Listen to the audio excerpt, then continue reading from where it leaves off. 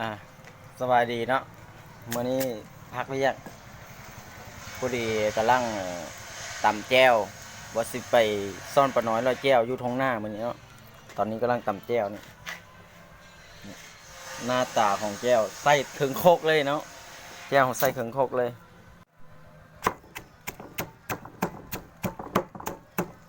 ใช่ภาพสดไปน้ำหมดนิดนึงบ่แล้วถ่ายเป็นวิดีโอแล้วก็ไปตัดต่อซะกันตอนนี้กำลังออกเดินทางเนาะกำลังจะออกไปชุดทงหน้าเดี๋ยวฝากติดตามทางช่อง YouTube นำเด้อเดี๋ยวเฮาสิกินแบบป่าดิบๆแบบผู้ไทยให้เบิ่ง ตอนนี้นั่งรถเนาะตอนนี้กำลังขี่รถจักรเข้าไปทงหน้าไปแล้วตอนนี้นะเดี๋ยวไปรับส้มการกินกันอยู่ของแบบผู้ไทยกินปลาสดๆดิบๆปลาน้อยละแจ้ของบ้านเฮาเนาะ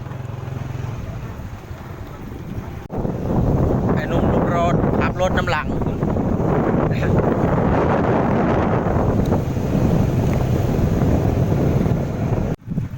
เจ้าตอนนี้ก็ฮอดถึงหน้าไปที่เรียบร้อยเหลียวเบื้องหนองก็พอแต่โทมหลังตีนจะมีป่าหรือเปล่า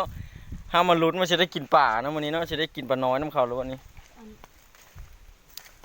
อันนี้แม่นเถงหน้าน้อยคอยฮักทางพุ้นก็สิเป็นหนองเนาะ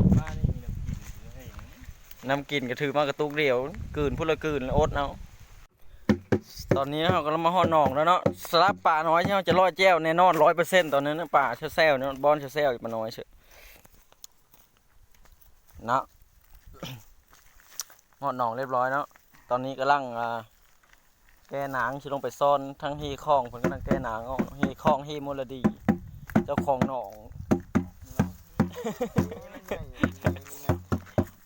ตอนนี้เราจะลงหนองกันเนาะโอเคแล้วพบกันเดี๋ยวจะให้หลานจับกล้องให้นะจะลงไปซ่อนเนาะมาซะฮะจับพุดได้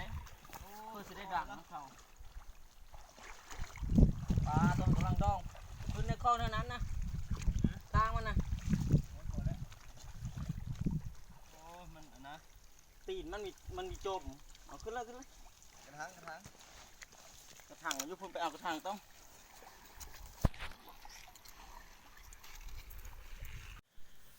ตอนนี้ก็ได้ปลาน้อยมาเป็นที่เรียบร้อยได้มาแล้วเนาะนี่100เซลล์และตอนนี้เขาจะทำการกินให้เบิ้งเนาะแล้วเขาจะเอาปลาน้อยที่เราเห็นเมื่อกี้นี้ลงใส่ถ้วยแก้วเนาะตอนนี้ลงใส่เรียบร้อยแล้วใส่ถ้วยแก้วเรียบร้อยดองเซลล์โบ้งเนี่ยมันแล้วก็จะทำการกินด้วยการที่มันยังดองนี่มันเขาเอิ้นว่าการกินสดๆเนาะเป็นสดแท้สดว่าน่าจะแก้วดีดเข้าในตาตัวเองเนาะแล้วจะกินให้เบิ่งเนาะ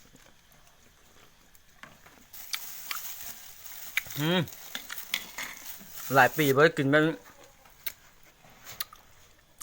ประมาณเกือบ8-9 ปีแล้วบ่ได้กินแบบรอดแก้วแบบฮักคือ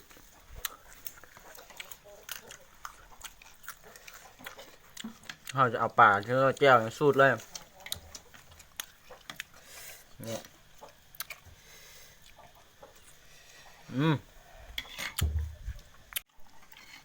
ดองเซลเนี่ยปรุงตักขึ้นมาดิเนอะย้อนเลยตัวใหญ่เพิ่มขึ้นจอด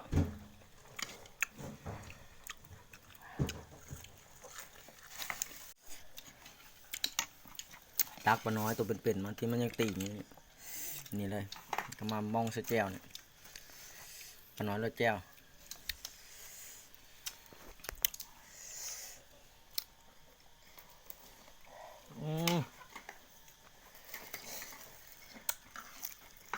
สุดยอดไปน้องสุดยอด